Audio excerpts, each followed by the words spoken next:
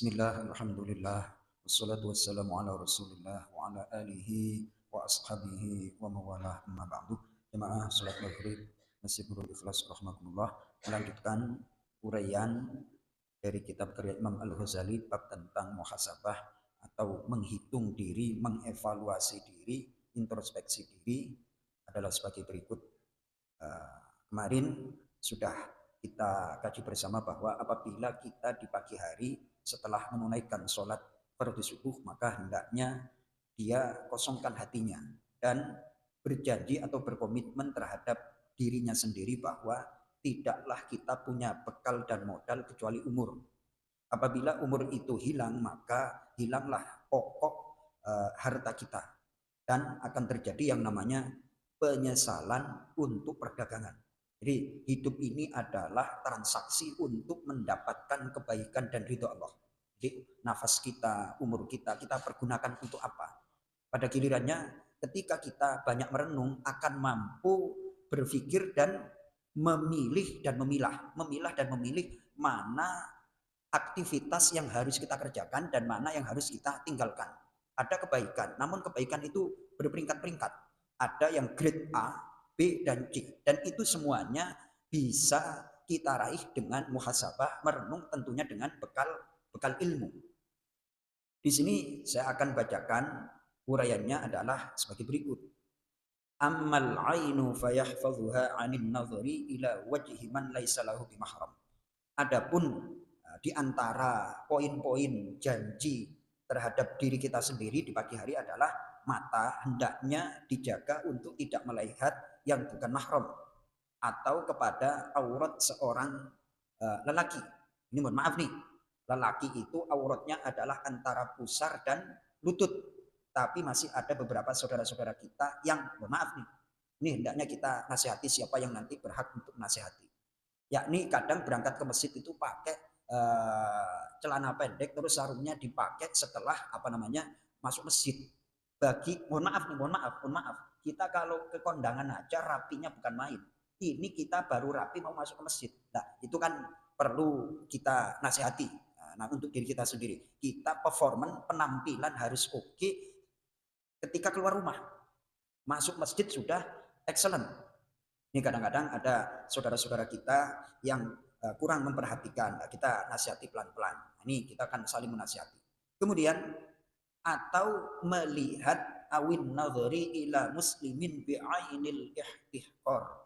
Kita jaga pandangan mata kita atau gerak tubuh kita melihat saudara kita dengan pandangan meremehkan. Jadi ada dua yang dijaga. Jangan sampai kita melihat sesuatu yang kita senangi yang berangkatnya dari syahwat. Yang kedua, berpotensi untuk menghina orang. Jadi kita itu senantiasa diuji melihat orang cantik rawan maksiat, melihat orang jelek rawan menghina.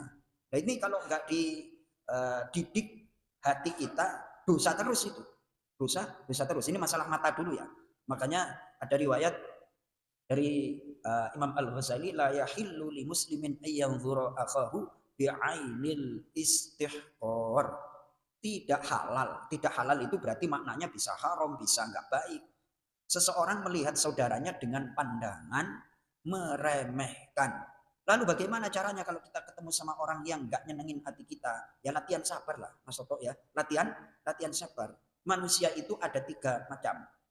Ada yang menyenangkan, ada yang biasa-biasa aja, ada yang menjengkelkan. Baik itu keluarga, jamaah masjid, teman kerja, cuma ada tiga. Yang menyenangkan, biasa-biasa aja. Yang ketiga menjengkelkan. Kita harus bisa nata hati untuk menjumpai bagaimana terhadap orang yang menyenangkan. Kalau orang sesama CS-nya saling mentraktir, oh biasa aja. Berbuat baik kepada orang baik itu biasa. Enak ya Mas Toto. Terus berbuat baik kepada orang yang biasa-biasa aja itu masih enak. Berbuat baik orang kepada orang yang menjengkelkan. Itu luar biasa.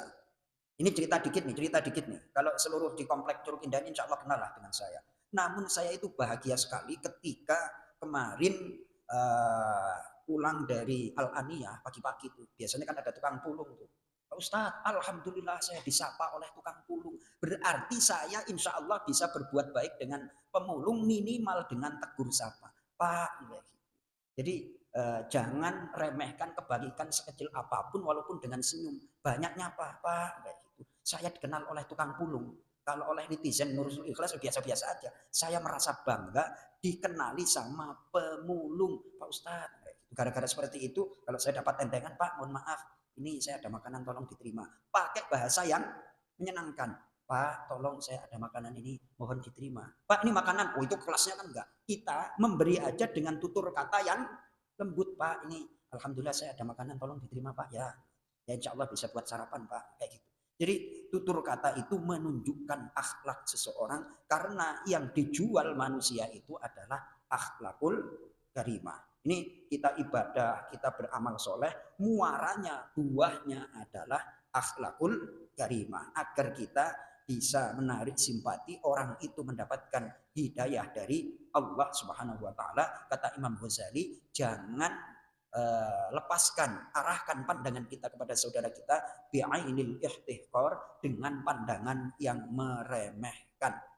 Kemarin viral lah, itu nggak usah dibahas, itu tentang penjual es teh di apa namanya ditaruh di kepala, itu saya nggak usah bahas, itu semuanya udah pada paham.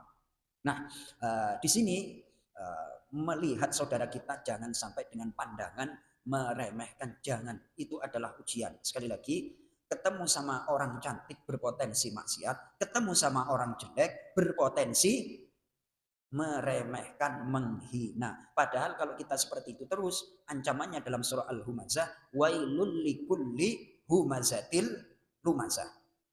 Neraka wail atau celaka bagi setiap orang yang likulli humazatin, bagi yang meremehkan itu dengan kata-kata. Kalau lumazah itu dengan gerak tubuh. Jadi lumazah itu dengan perkataan, lumazah itu dengan gerak tubuh. Mimiknya nggak enak, gesturnya nggak enak. Jangan sampai udah nggak ngasih duit, gestur tubuhnya juga manyun. Nah terus kita berbuat baik apa maksudnya kepada saudara kita. Mudah-mudahan kita dijaga dari hal-hal yang tidak diridhai oleh Allah Subhanahu Wa Taala. Senantiasa saling memberikan penghargaan, berbuat baik pada saudara kita sehingga akhirnya mendapatkan ridho dari Allah. Assalamualaikum warahmatullahi wabarakatuh.